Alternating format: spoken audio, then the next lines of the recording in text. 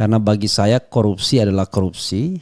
Tetapi yang menarik adalah tentu pertanyaannya, apakah Tom Lembong memang melakukan tindak pidana korupsi? Ataukah itu kebijakan? Ataukah itu perintah dari orang lain yang lebih powerful? Kok Tom Lembong saja? Adakah kemungkinan kasus-kasus serupa di Menteri Perdagangan berikutnya? Mulai dari Tom Lembong hingga Zulkifli Hasan. Kejaksaan Agung ini bertindak atas nama siapa? Atas kepentingan siapa? 3 kemungkinan. Atas kepentingan hukum, artinya dia genuine, bergerak atas kepentingan hukum berdasarkan bukti dan lain sebagainya. Kedua, bergerak atas pesanan. Atas pesanan politik. Nah, kalau kita bicara pesanan politik itu, siapa yang bisa memesan? Pemerintahan sekarang kah? Atau gengnya Mulyono masa lalu?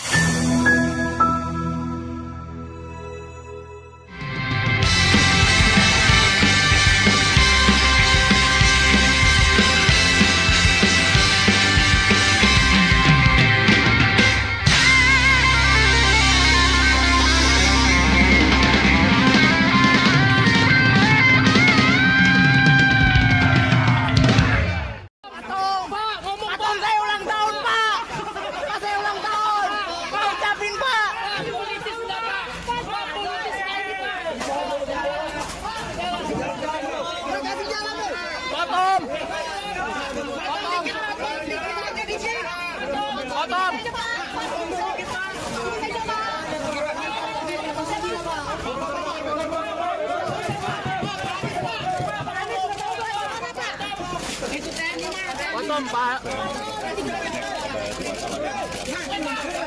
Itu saja Pak, ini sudah tahun sedikit lagi Pak. Pak, Bapak merasa ini dipolitisasi nggak Pak? Pak, penetapan Bapak. Assalamualaikum warahmatullahi wabarakatuh. Sobat RH sekalian, jumpa lagi kita di channel yang keren ini. Keren cadas. Ya, sobat RH sekalian, sobat semuanya, Tom Lembong dijadikan tersangka kasus tindak pidana korupsi. Saya tidak ingin membela, tidak ingin menyalahkan, ya, karena bagi saya korupsi adalah korupsi. Tetapi yang menarik adalah tentu pertanyaannya, apakah Tom Lembong memang melakukan tindak pidana korupsi? Ataukah itu kebijakan? Ataukah itu perintah dari orang lain yang lebih powerful? Atau bagaimana? Itu satu sisi ya. Sisi yang lain adalah, kok Tom Lembong saja? Adakah kemungkinan kasus-kasus serupa di Menteri Perdagangan berikutnya? Mulai dari Tom Lembong hingga Zulkifli Hasan. Zulhas, karena mereka juga melakukan impor gula. Nah, ini ada pendapat dari Said Didu ya, dari pendapat yang lainnya. Tentu kita akan pro dan kontra. Apakah ini betul-betul kasus politik atau ini incaran politik ya? Ada beberapa spekulasi yang saya bacakan dan saya akan bahas satu-satu. Nanti akan kita lihat ya sejauh mana kebenarannya. Ini breaking newsnya, Tom Lembong langsung ditahan di rutan Salemba, luar biasa. Tom Lembong tersangka, Kejagung ungkap kasus impor gula rugikan negara 400 miliar. Jadi tersangka kasus impor gula, Tom Lembong ditahan di rutan Salemba. Kejagung langsung tahan Tom Lembong tersangka korupsi impor gula. Tom Lembong tersangka korupsi impor gula. Ini ada ininya ya, ada apa? Nanti coba dimasukkan juga ini press conference-nya ya, videonya. Kejagung tetapkan Tom Lembong tersangka korupsi impor gula. Itu berita-berita yang berkembang ya, sobat era sekalian. Dan kemudian ini ada dari Ges Khalifa ya. Dia nggak mungkin berani lawan Jokowi kalau dia beneran korupsi. Inilah harga yang harus dibayar Tom Lembong ketika dia melawan kekuasaan. Siapa yang diperiksa, siapa yang ditangkap. Oke. Coba kita lihat berita dari Detik, CNN Indonesia itu kurang lebih sama. Detik adanya, duduk perkara kasus Tom Lembong impor gula padahal RI sedang surplus. Ini yang duduk perkaranya ya, coba kita lihat. Yang penting duduk perkaranya. Oke. dari Detik News ya. Duduk perkara Tom Lembong impor gula padahal RI sedang surplus ya. Tom Lembong adalah orang yang paling populer selain Anies Baswedan selama Pilpres 2024 ya. Oke, coba kita lihat. Kejaksaan Agung Kejagung telah menetapkan mantan Menteri Perdagangan Tom Lembong sebagai tersangka kasus korupsi impor gula. Tom Lembong diduga memberikan izin melakukan impor gula saat Indonesia mengalami kelebihan stok gula di dalam negeri. Bahwa pada tahun 2015 berdasarkan rapat koordinasi antar kementerian pada 12 Mei 2015 telah disimpulkan bahwa Indonesia mengalami surplus gula sehingga tidak perlu atau tidak dibutuhkan impor gula, kata Direktur Penyidikan Dirdik Jaksa Agung Muda Tindak Pidana Khusus Jampitsus Abdul Qohar dalam konferensi pers di Kejagung. Tapi pada tahun 2015 tersebut Menteri Perdagangan yaitu Saudara TTL Thomas Trikasih Lembong ya memberikan izin persetujuan impor gula kristal mentah sebanyak 105.000 ton kepada PT AP yang kemudian gula kristal mentah tersebut diolah menjadi gula kristal putih, sambungnya. Qohar mengatakan sesuai aturan Menteri Perdagangan dan Perindustrian nomor 57 tahun 2004, pihak yang diizinkan melakukan impor gula kristal putih hanya perusahaan BUMN. Namun Tom Lembong mengeluarkan izin impor gula itu untuk perusahaan swasta. Tapi berdasarkan persetujuan impor yang telah dikeluarkan oleh tersangka TTL, impor gula tersebut dilakukan oleh PT AP dan tidak melalui rapat koordinasi dengan instansi terkait dan tanpa adanya rekomendasi dari Kementerian Perindustrian, jelas Qohar. Kejagung menilai izin dari Tom Lembong tersebut mengakibatkan timbulnya masalah. Apa ini iklan semua ini? Timbulnya masalah dalam stok gula kristal putih di Indonesia. Pada 2016, Indonesia mengalami kekurangan gula kristal putih sebanyak 200.000 ton. Pada Desember 2015, Kemenko Perekonomian menggelar rapat yang salah satu pembahasannya ialah soal Indonesia yang akan kekurangan gula kristal putih pada 2016. Qohar mengatakan Charles Sitorus selaku Direktur Pengembangan Bisnis Perusahaan Perdagangan Indonesia PPI memerintahkan bawahannya melakukan pertemuan dengan perusahaan swasta yang bergerak di bidang gula. Dia mengatakan seharusnya untuk mengatasi kekurangan gula yang diimpor adalah gula kristal putih, tapi impor yang dilakukan adalah gula kristal mentah. Setelah itu gula kristal mentah tersebut diolah perusahaan yang hanya memiliki izin mengolah gula kristal rafinasi. 8 perusahaan gula swasta yang terlibat dalam pembuatan kristal mentah itu diantaranya PT dan seterusnya, DSU dan seterusnya ya. PDSU. Setelah gula diolah, PT PPI seolah-olah membeli gula tersebut, padahal gula ini itu dijual 8 perusahaan itu menjual gula itu dijual 8 perusahaan itu menjual gula ke masyarakat dengan harga 16.000 yang lebih tinggi dari harga eceran tertinggi head to ya. Saat itu ya ini 13.000.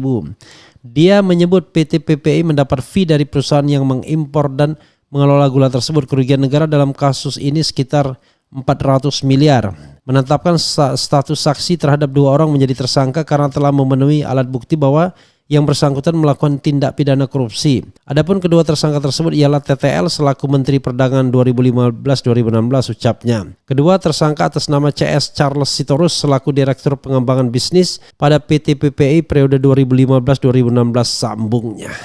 Ya luar biasa ya, kemarin saya bertemu dengan seseorang ya, kelihatannya pendukung pemerintahan saat ini dan pendukung Mulyono juga, dibilang ya kenapa kok baru dibuka setelah 9 tahun ya kan 2015 ini 2024 kok setelah 9 tahun baru kemudian dibuka ya, seperti berburu di kebun binatang saja. Oke, itu satu ya. Yang kedua, saya dari berita ini belum melihat adanya aliran dana atau aliran uang ke Tom Lembong, itu belum terlihat ya. Baru bahwa dia mengizinkan impor gula ketika Indonesia kelebihan stok gula. Lalu kemudian soal governance impor gula, yang diimpor harusnya A tapi kok B dan lain sebagainya. Jadi itu indikasi sih ya kalau ada mengambil keuntungan, tetapi kan yang lebih kicking lagi kalau ada memang misalnya ya uang suap, kickback dan lain sebagainya langsung kepada Tom Lembong kan. Kita tidak tahu juga, jangan-jangan yang memerintahkan orang lain lagi ya. Itu hal yang harus kita pahami ya. Oke. Sekali lagi bagi saya korupsi is korupsi ya. Kalau Tom Lembong memang korupsi ya harus dihukum. Tetapi kalau korupsi ya jangan, tidak korupsi ya jangan dihukum. Itu hal yang harus kita pahami. Nah, sekarang persoalannya sobat era sekalian, ini tadi duduk perkara saya ini dulu ya. Nah, persoalannya sekarang apa yang disampaikan Said Didu ini patut juga kita pahami ya. Jadi Said Didu mengatakan begini, dia mengatakan nih ya, periksa semua kemungkinan korupsi impor gula. Kita berikan dukungan kepada Kejaksaan Agung untuk membongkar korupsi impor gula selama ini. Berharap semua pihak yang terlibat permainan impor gula diselidiki, bukan tebang pilih. Selama pemerintahan Jokowi semua Menteri Perdagangan melakukan impor gula. Mendak selama rezim Jokowi, Tom Lembong 2015-2016 impor gula sekitar 5 juta ton. Kemudian 2, Enggar Tias Tolukita 2016-2019 impor gula sekitar 15 juta ton. Kemudian Agus Suparmanto 2019-2020 impor gula sekitar 9,5 juta ton ya. Coba perhatikan tuh menteri-menteri seperti Agus Suparmanto juga. Kemudian Muhammad Lutfi 2020-2022 impor gula sekitar 13 juta ton ya. Kemudian Zulkifli Hasan 2022-2024 impor gula sekitar 18 juta ton ya. Jadi rekor impor gula tuh dilakukan oleh Zulkifli Hasan. Ya, jangan sampai kemudian tebang pilih kalau memang ada masalah. Semoga semua impor gula tersebut bisa dibongkar jika ada korupsi dan mafianya. Walaupun menterinya ganti-ganti, publik paham bahwa mafia impor gulanya tetap sama. Mafia impor gula sebenarnya adalah pemilik modal yang mendanai impor tersebut. Perusahaan importir biasanya hanya sekadar pinjam bendera. Begitu sobat RH sekalian ya.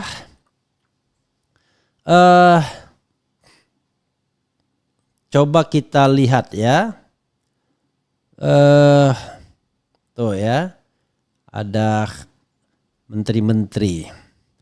Nah, kemudian ada juga semacam WA ya. Dari nggak tahu dari mana ini, dari Intel Imut. Info A1 kami dari 3 postingan yang kami buat. 1, akan banyak air mata akhir bulan nanti buat pendukung Anies. 2, Eng Ing Eng, 1 nama mantan menteri dijadikan tersangka. 2, mulai pasang seat belt, akan ada peristiwa besar pekan depan. Itu kode-kode yang kami berikan. Nggak tahu nih Intel Imut dari mana nih ya.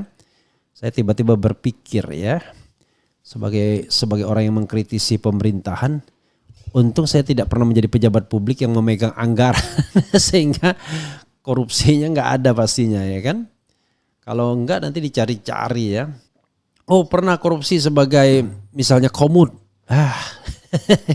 Komut itu tidak memegang anggaran ya.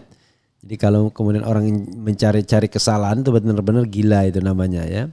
Apalagi saya tidak pernah terlibat dalam proyek-proyek dan lain sebagainya ya. Tapi ya tetap saja kita waspada ya. Ini bukan mau menegakkan hukum, tetapi mau mencari kesalahan. Tetapi sekali lagi saya katakan, kalau Tom Lembong memang korupsi, ya kita tidak boleh bela.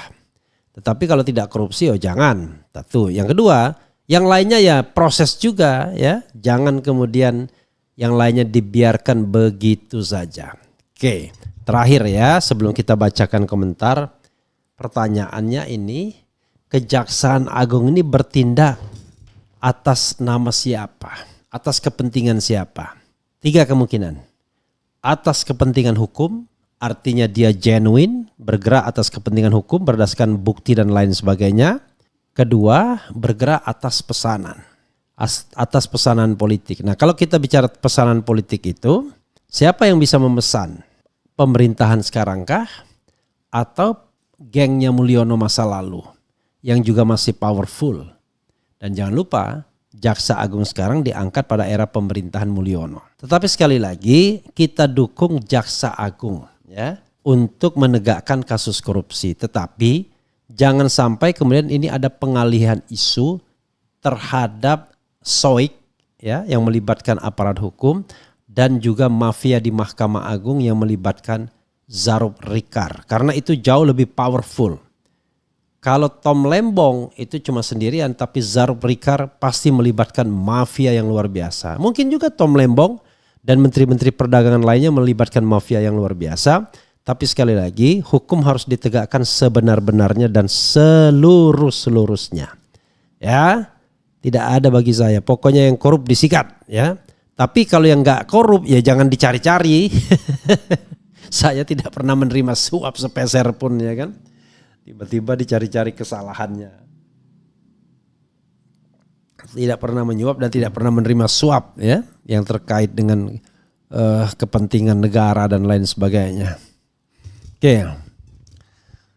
Abdu, terlalu banyak serigala berbulu domba di seputar istana. Pesanan pasti ini mah fix. Coba Fufu Fafa diperiksa. Tom Lembong dikriminalisasi oleh Wowo dengan tujuan merusak nama Anies untuk Pilpres 2029. Padahal tidak ada bukti Tom Lembong menerima uang. Kalaupun keliru, kebijakan itu bukan korupsi. Benar, ya. Saya ingin mengatakan bahwa kebijakan yang keliru itu tidak bisa dianggap korupsi. Kebijakan keliru itu dikoreksi. Nah, syarat koreksinya adalah ya Tom Lembong diakhiri jabatannya kan. Mungkin dia tidak mau kompromi atau apa. Tetapi sekali lagi kalau dia tidak menerima uang, baik langsung maupun tidak langsung, ya nggak bisa dibilang korupsi ya. Kemudian siapapun yang jadi oposisi bakal diangkat kasusnya dan siapapun yang masuk ke rezim bakal aman. Mudah-mudahan Prabowo tidak begitu ya. Kalau begitu juga seperti Mulyono, aduh mak. Karena itu yang diharapkan pendukung-pendukung Mulyono yang selama ini menikmati korupsi dan kemudian nempel kekuasaan biar aman ya kan. Dia berharap bahwa Prabowo melakukan hal yang sama ya.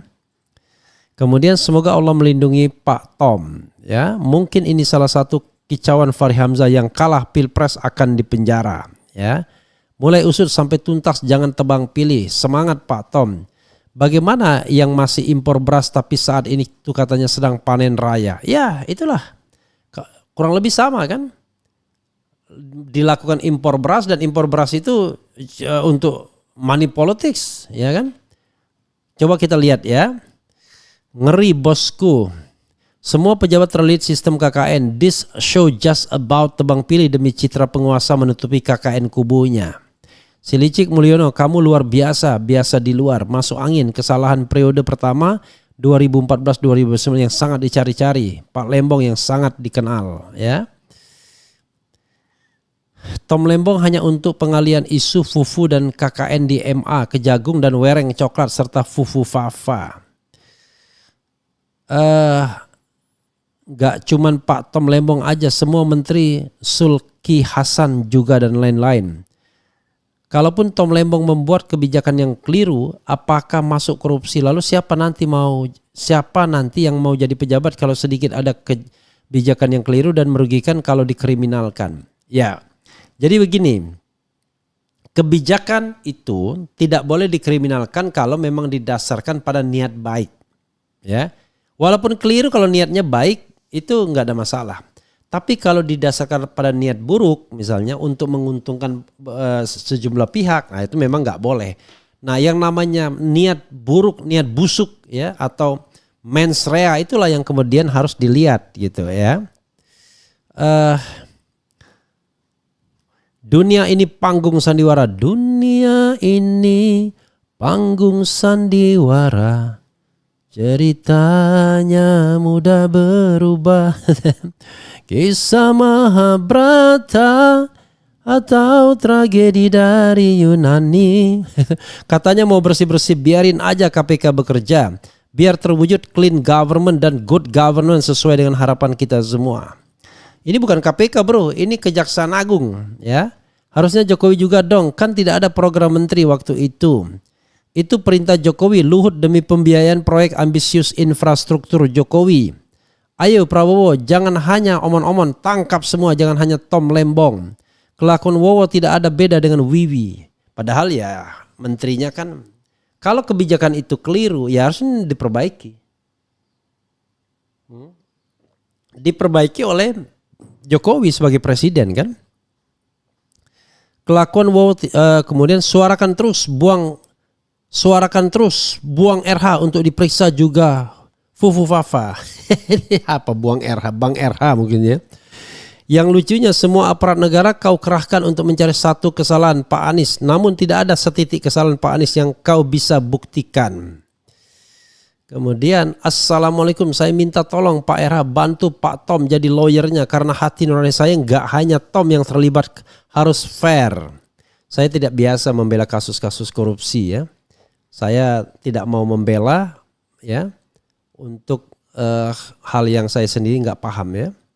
Hukum cuma berlaku untuk lawan, tapi bagi kawan hukum gak berlaku.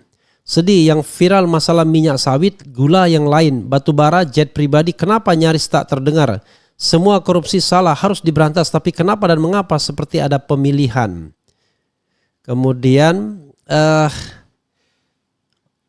Pak Tom bongkar semua siapa orang di belakang Pak Tom.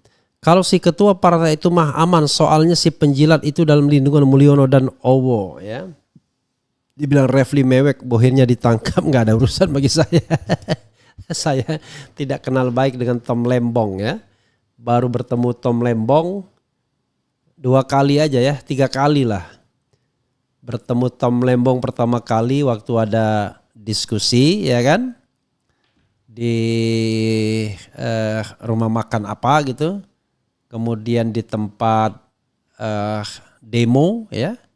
Ya udah 2 kali itu aja bertemu Tom Lembong. Nggak pernah saya ketemu Tom Lembong ya. Kemudian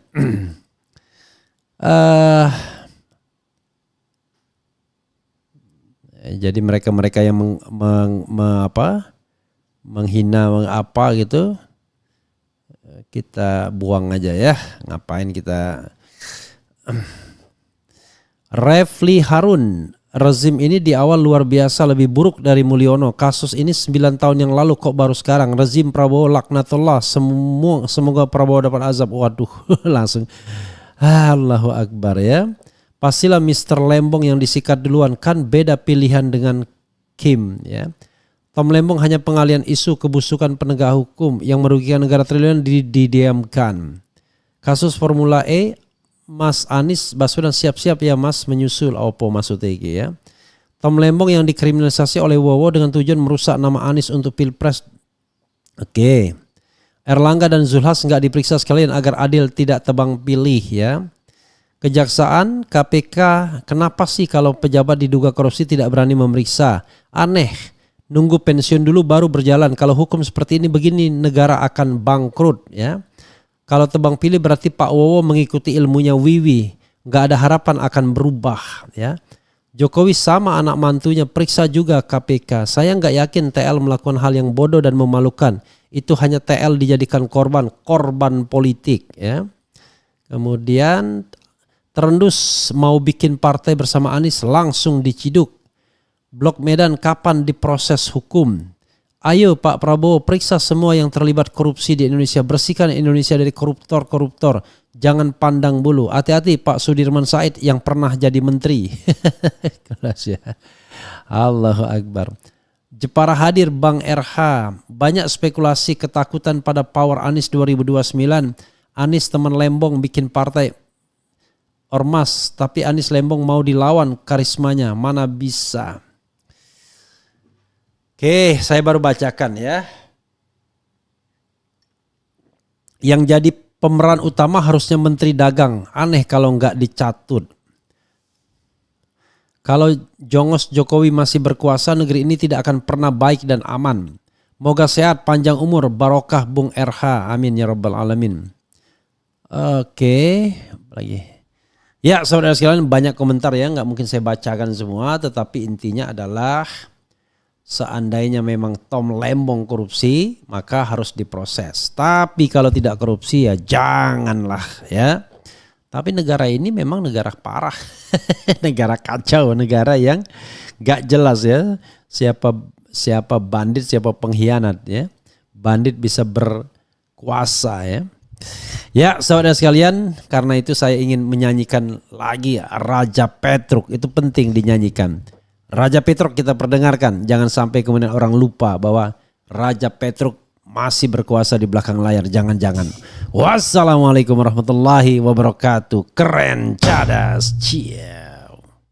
Mengelola gula tadi, PT PPI mendapatkan fee dari 8 perusahaan yang mengimpor dan mengelola gula tadi sebesar Rp105 per kilogram. Bahwa kerugian negara akibat perbuatan importasi gula yang tidak sesuai dengan ketentuan perundang-undangan yang berlaku sebesar kurang lebih 400 miliar rupiah.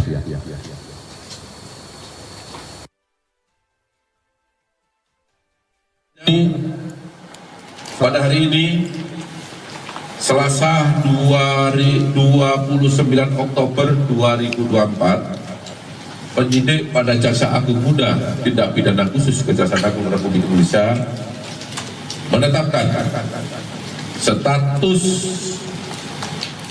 saksi terhadap 2 orang menjadi tersangka karena telah memenuhi alat bukti bahwa yang bersangkutan telah melakukan tindak pidana korupsi.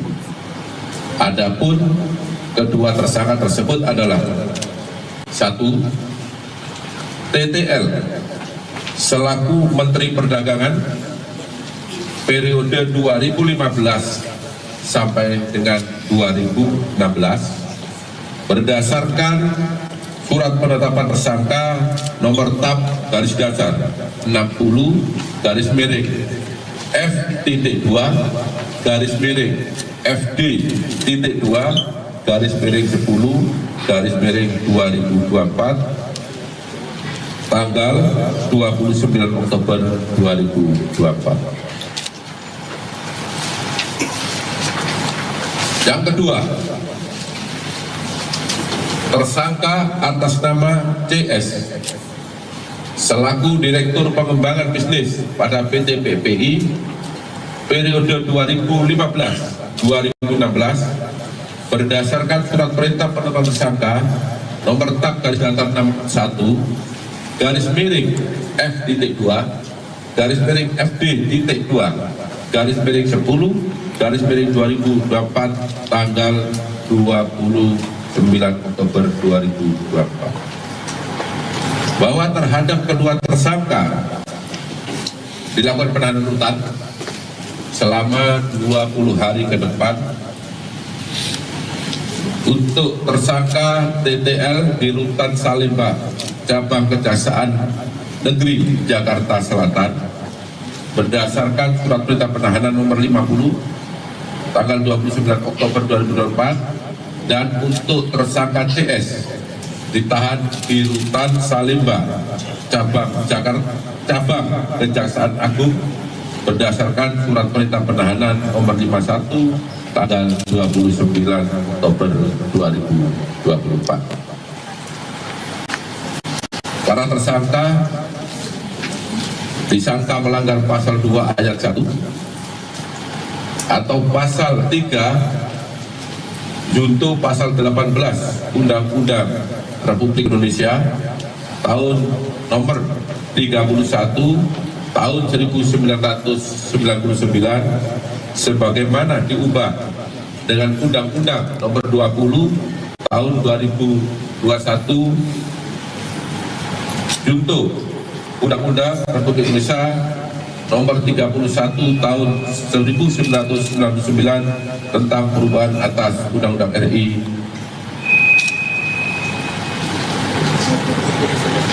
tahun nomor 31 tahun 99 tentang perundangan tindak pidana korupsi junto pasal 55 ayat 1 ke 1 KUHP.